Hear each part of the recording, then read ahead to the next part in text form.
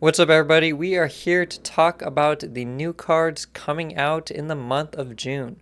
So, outside of the Season Pass, we've got 3 new cards coming in, and they're all from the Spider-Verse universe.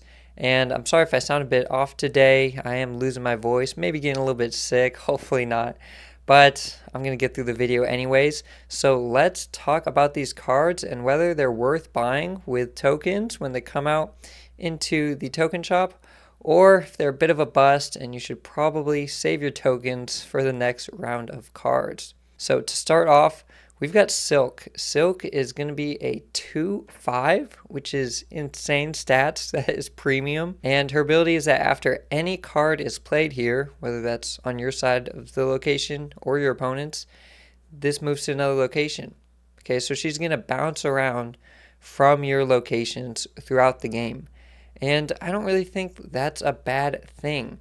She's given a 2/5 stat line as if that is a bad thing. You know, Lizard is a 2/5, but if your opponent fills the location, he becomes a 2/1. Silks isn't too bad. I mean, a card like Titania can bounce over to your opponent's side and give them the 5 power. Silk is going to always stay on your side. She will always be 5 power for 2 energy, and that's just great value. Okay, she is being released into Series 5. We do now have a bit of a different release structure where they are actually releasing some new cards directly into Series 4. Okay, Silk is not one of those that's getting that special treatment. She's going to be Series 5. She will be 6,000 collector's tokens, but she's just good. Okay, you don't need her in a move deck because you just play cards there to move her around. So you can use her in a deck that has maybe something like Craven, where she can keep bouncing in and out of his lane to power him up, but she's just a 2/5. I mean, she might even kind of replace Lizard. You could put her in a deck where you're just playing a good amount of cards, and eventually your locations are going to fill up. She has nowhere to bounce around to. She's just a 2/5. And while it is possible that you're trying to power up one lane and she ends up bouncing to another lane because either you played a card on that location or your opponent did, it's also possible she goes to a location that's hard to play in. Okay, she could swing over to Sanctum Sanctorum, and she'll just stay there for the rest of the game because neither player can play a card there unless they have something like Jeff in their hand. So I think Silk is definitely worth the tokens. She's just a great card. Again, she's going to fit into so many decks. She's not niche. Okay, you don't need specific synergy. And she's just a 2/5 that can help out with some movement synergy if you are running a deck like that. So I think she's good. I don't think she's game breaking. I wouldn't say she's overpowered, but I do think she will be one of the highest value 2-cost cards in the game. Now, Silk is coming out very soon. She's coming out June 13th, so just a little bit after this video gets posted.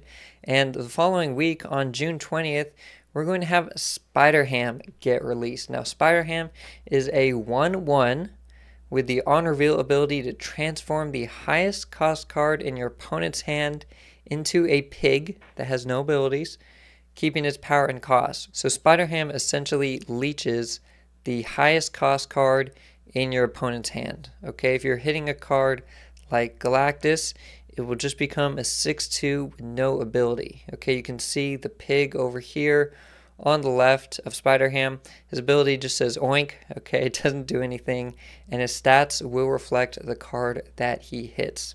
So of course you could end up hitting something like Infinite that becomes just a 6/20 that your opponent can play on the final turn, but Leech runs the same risk, right? And Spider-Ham is just a 1-cost card. I mean, you can just fit him in decks. He's not a huge commitment. You're not taking your whole turn 5 to play a card like Leech. Okay, it's a 1/1. It's not great stats. It does almost nothing on the board, but it's just so easy to slide in there. I think he's going to be decent. I think it's going to depend on the meta.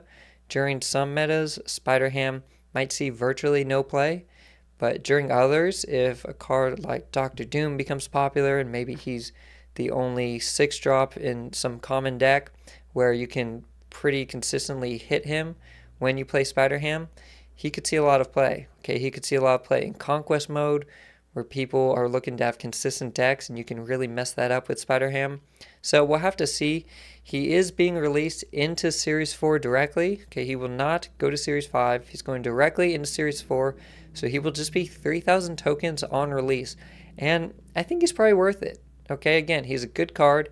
He's maybe a bit annoying if you get hit by it from your opponent, and we'll have to see really how much that pays off. Because unlike Leech, Spider Ham is only hitting one card. Okay, so if your opponent has multiple 6-cost cards in their hand, for example, Spider Ham is only going to hit one of them. It's only going to turn one of those into a pig. Now, it does mean maybe a deck like Patriot just gets another small buff, okay, another good matchup, because if Spider Ham hits a Patriot deck, it's not terrible, right? Maybe the Ultron or whatever it is you want to play then gets hit by Patriot. So we'll really have to see. Again, I think being a 1-cost means this card is always decent. It's always going to be a decent option for a deck. It may not be the best 1-cost card in the game at any point, but I think it will always have some kind of value just because it's so cheap and flexible. Alright, the last new card to be released this month and wrap up the Spider-Verse season is going to be Spider-Man 2099 Miguel O'Hara. He's going to be released directly into Series 4 as well. Okay, so just 3,000 tokens to start. He's being released on June 27th, right before the end of the month. And his ability is that the first time this moves to a location, destroy an enemy card there. Now, the devs did give clarification that this will only happen once. Okay, so if he starts out on the left and he moves to the middle location, it's his first time going to the middle, he's going to kill one card there. If he then moves to the right location, which would be his first time going to the right, he will not kill a card there. There was some thoughts that maybe he would kill a card the first time he moves to a new location, so you could get him to kill 2 cards, but the devs did clarify that that's not the case, so that's just important to know. And at a 4/6, I'm not sure. He had a bit of hype behind him, but being a 4/6, that is a big cost commitment. Okay, we talked about Silk. She's just a 2-cost card. We talked about Spider-Ham. He's a 1-cost card. Super flexible.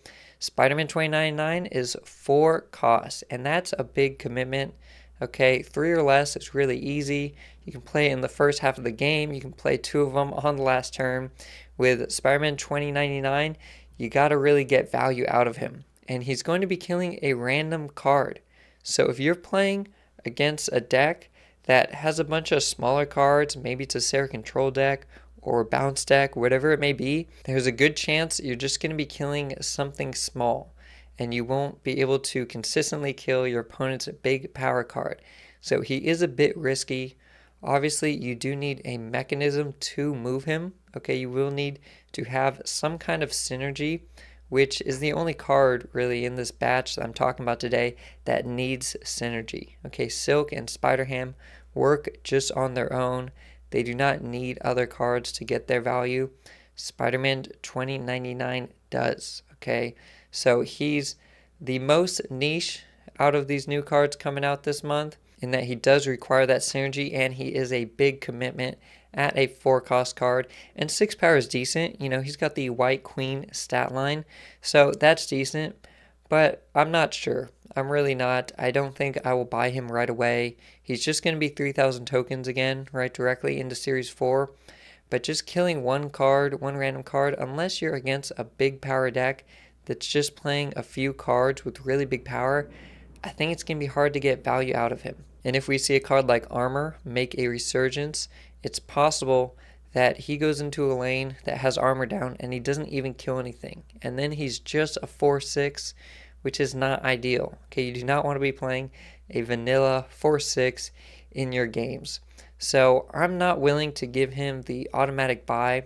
If you have the tokens sitting around, 3,000 tokens, and you want to get him, I think he's going to be an okay purchase. But for the time being, unless I see him in action and really putting in good work, I'm going to label him as a bit of a bust. Okay, I don't think he's horrible, but again, I just don't think he's an auto buy. And I think out of the options of Silk, Spider-Ham, and Spider-Man 2099, 2099 is probably the worst option. Okay, he's probably the lowest value out of these, but go ahead and pick him up if you want to play him. He does seem kind of fun. I think he's going to have a cool animation, so I think it'll be good for the game, but I just expect him to be a bit underwhelming compared to everyone's expectations. So that's my thoughts on the rest of the new cards coming out for the month of June in Silk, Spider-Ham, and Spider-Man 2099. Let me know what you guys think in the comments down below, and I'll see you next time.